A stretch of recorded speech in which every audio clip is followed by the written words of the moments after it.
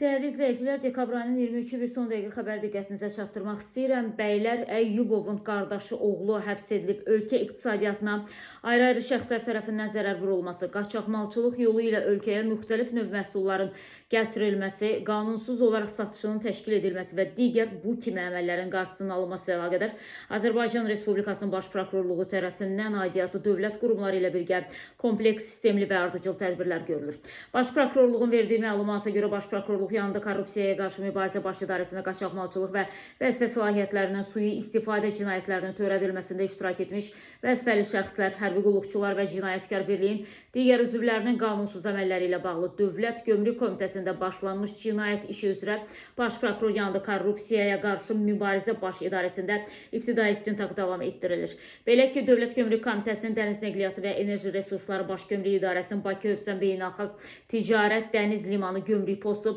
Bakı Hövsan Beynəlxalq Ticarət Dəniz Limanı Açıq Səhmdar Cəmiyyətinin əməkdaşları və cinayətkar birliyin digər üzvlərinin qanunsuz əməlləri barədə cinayət işi üzrə istintaq tədbirləri nəticəsində Bakı Hövsan Beynəlxalq Ticarət Dəniz Limanı ASC-nin faktiki rəhbəri Ruslan Eyyubov, ASC-nin baş direktoru Rəşad Daşdəmirov, liman xidmətinin rəisi Zaur Həşimov, limanın briqadiri Fərrux Haqverdiyev, Dövlət Gömrük Komitəsinin Dəniz Nəqliyyatı və Enerji Resursları Baş Gömrük İdarəsinin Bakı Hövsan Ticarət Dəniz Limanı Gömrük Postunun rəisi Fərid Usubov və digər vəzifəli şəxslər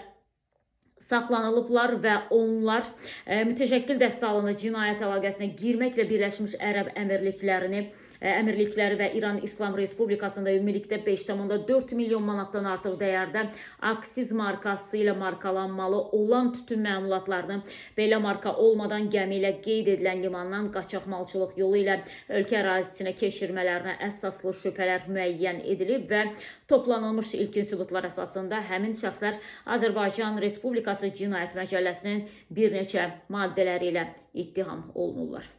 Değerli izleyiciler, qeyd edeyim ki, Ruslan Eyyubovun qohumluq əlaqələrinə gəlincə, o Dövlət Gömrük Komitəsinin Dəniz Nəqliyyatı və Enerji Resursları Baş Gömrük İdarəsinin bir neçə gün əvvəl vəzifədən azad edilən rəisi General-Mayor Həsən Eyyubovun qardaşıdır. Onlar Prezidentin Mühafizə Xidmətinin keçmiş rəisi General-Polkovnik Bəylər Eyyubovun qardaşı oğlanlardır. İndi saxlanılan Eyyubov həm də kimya sənayesi biznesi ilə məşğuldur. Bu sahədə tanınan MB Qrup şirkətinin rəhbəridir.